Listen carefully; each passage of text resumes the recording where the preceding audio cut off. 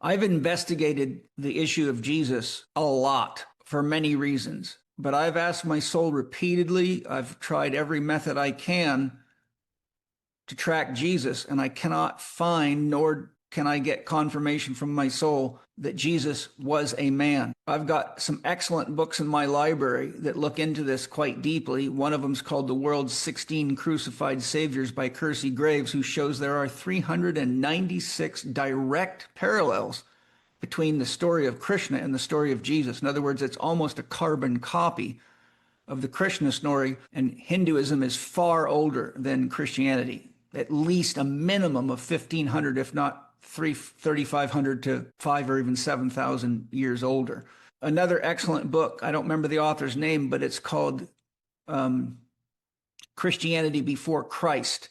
And it shows beyond a shadow of a doubt at least approximately 8, if not more, going all the way back, 10, 20,000 years. And the Jesus myth is a direct parallel to these myths. It's like right down the line. And so what they show is these myths keep repeating themselves, but being given different names. And when you read a book like that, that's very thoroughly done, and you can research and go track all these myths down, and you read them, and then you read the story of Jesus, you go, oh my God, it's the same story. There's no question about it. Now, I would love it if Jesus Christ was real, if it was real, but I'm not a guy who believes shit just because a bunch of people are hoodwinked and drunk and programmed from childhood to believe in something, or I wouldn't be any use to you guys. I'd just be another photocopy machine. And so to clarify that, Christ consciousness is real. And that's why I put so much effort into the Lucifer Christ Aramon podcast to make it clear what Christ consciousness is. But Christ consciousness and the Tao are the same. Christ consciousness and Buddha consciousness are the same. So you'll see a correlate to Christ consciousness in almost all the world religions. It's just it's got a different name. Christ consciousness is really the unconditional love of God within which the polarities that create consciousness exist. So in tarot number 7, the charioteer represents Christ consciousness, trying to balance the two forces of the black and white sphinx, which is Ahriman and Lucifer in Zoroastrianism. So once you understand these things, then you start to see at a much deeper level what's going on. Now, there is an egregore for Jesus Christ, which is the thought form created by every person that's ever followed, studied, read by, or had thoughts, feelings, emotion about a man named Jesus in the story in the Bible. And thought forms are extremely real, and they can be very, very dangerous. The Nazis had an egregore that was so powerful that many of the Nazis that were doing terrible things to Jews and everybody else admitted afterwards in interviews years later that they looked back on it as though it was though they were in a trance. So once an egregore has enough energy and enough people involved, and it becomes like a living organism, and it acts out the desires, the fears, and the impulses of all the people. So think of, just like I've talked about the third, for example, if I'm coaching and we're sitting together or even not sitting together, her soul overlaps with my soul and a third is born. Talked extensively about the third. There's entire books on it in my library.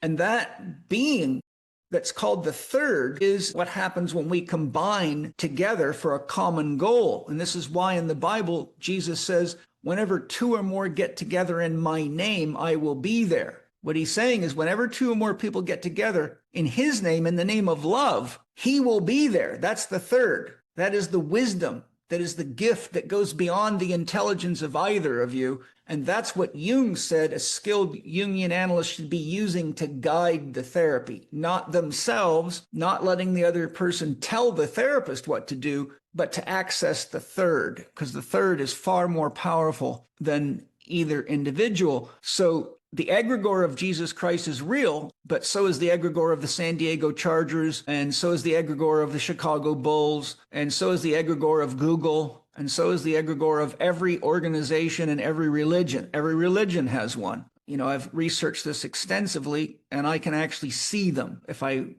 ask my soul to show me and use my clairvoyance, I can see egregores. So the summary of that is that the story of Jesus Christ is a story.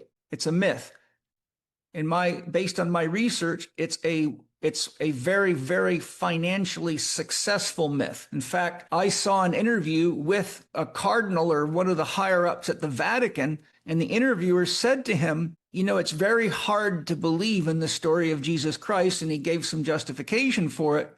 And I'm wondering why you keep promoting this if it isn't true. And the higher up said, well, actually, it's not true, but people keep believing it. So we keep giving it to them, and you wouldn't believe how much money we make off of it. I actually saw a picture of one of the popes in the 1600s, I believe. And there was a comment that was basically saying people keep believing this stuff, so we just use it. Now, just so the Christians don't, shoot me and think I'm the devil, in Spirit Gym, the principal teaching is God always meets you where you're at. So if you're a materialist, God meets you in the material form. If you're practicing Judaism, God meets you through Judaism. If you're a Sufi, God meets you through the practices of Sufism and in a Sufi way. If you're practicing Islam, then God meets you that way. So we're always actually only able to perceive the God that we can perceive. And that's how unconditional love always says yes to you. And remember, every religious beliefs about God are the number one cause of war to this very day. And every side of each war, they say they're doing what God wants them to do, which is to kill the other people. And this is why I quote, I don't know who wrote the quote or where it came from, but it's stuck to me like glue. You can always tell who your God is because he wants to kill the same people you do. And so there you have the God meeting you at your level. So in a nutshell, I do believe in Christ consciousness, but Christ is not a name, it's a title. People don't understand that. Jesus Christ is not a man's name. Jesus represents a man. Christ represents one who is united with the all. The word Christ has about 12 definitions, and one of them is one who is united with the all, which means the Tao, which means everything, which means an enlightened person who knows who they are, a Buddha. So we have to make a distinction between Jesus, the man, and Christ, which is an experience of union with God. Nobody has Paul CEO or John CEO on their driver's license because you wouldn't put a title instead of your last name. In other words, to say Jesus Christ is like saying Jesus CEO, Chief of Consciousness or something like that. Was there a man named Jesus of Nazareth? I can't find any accounting for that, and I've researched it extensively. I've done multiple university courses looking into the Gospels, looking into the life of Jesus. There's an excellent professor named Bart Ehrman, has an excellent university course through the teaching company, how Jesus became God, and he goes through the research in great detail. I've studied Luke Timothy Johnson's comparisons of the Gospels, and one of the things that's very disturbing, based on extensive research, is there was no mention of Jesus in the Bible until between 35 and 70 years after his death. Yet at the same time, the Roman government and surrounding governments were recording even new bathhouses being put up. Anything from disturbances in the street, it was recorded in the newspaper, it was recorded by chroniclers. And for a story in which a young boy was supposed to be doing miraculous healings and stuff, how in the world could it have taken 35 to 70 years before anything shows up in the Bible? So there's just loads and loads and loads of problems with the Jesus story. And the biggest problem is people don't actually do their research. They just believe. And that is one of the most dangerous things you can do. I don't ask anybody to believe anything. I always say, go test it. Steiner was a Christian, but he was a Rosicrucian.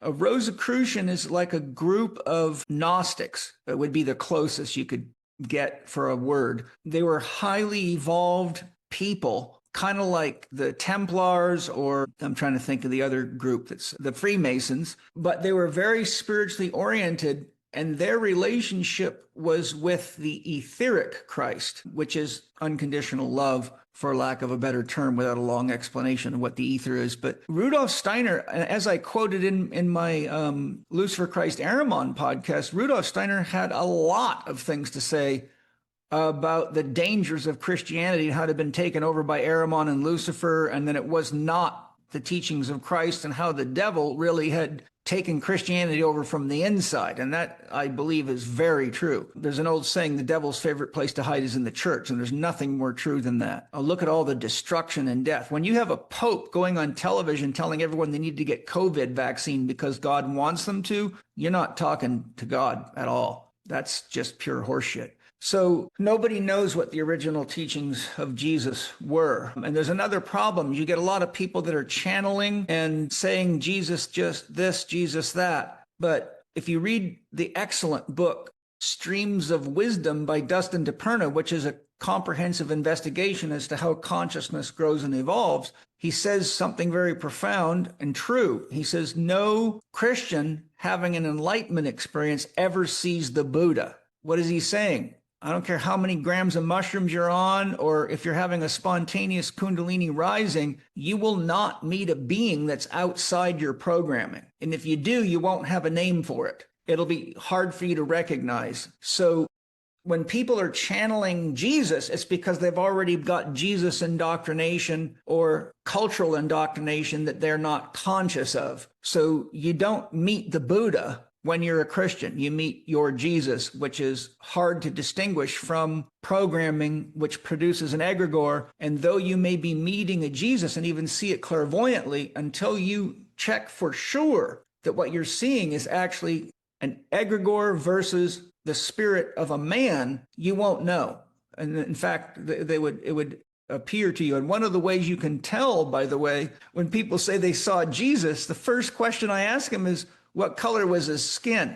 Well, they almost always say white. And I say, I got news for you. Jesus of Nazareth came from a region of the world where people are brown skinned, almost black. So any Jesus that was the real Jesus would never be a white man. But the egregore, because it has so many Americans and Westerners that want to imagine Jesus as a white man, shows up as a white man. You can tell if you look at, like I have in research around the world, places like Ethiopia, you go into churches there, you see Jesus as a black man. And he looks more like somebody would from the region of the world that he is said to have emerged from. So anyhow, these are real issues. I don't care who it is, Jesus, Buddha, Lao Tzu, doesn't matter. It's all God consciousness doing its best to awaken us to our possibilities of what we're capable of and who we really are. If you look, I've got a book in my library called The Parallel Sayings of Jesus, Krishna, Buddha, and Lao Tzu.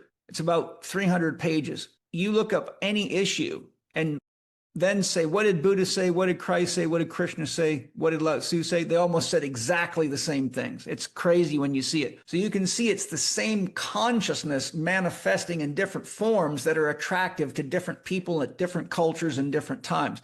But the actual teachings are almost the same, and they're so simple, nobody can do them. Do unto others as you would have them do unto you. Start there. If you can't get that right, there's no need going further.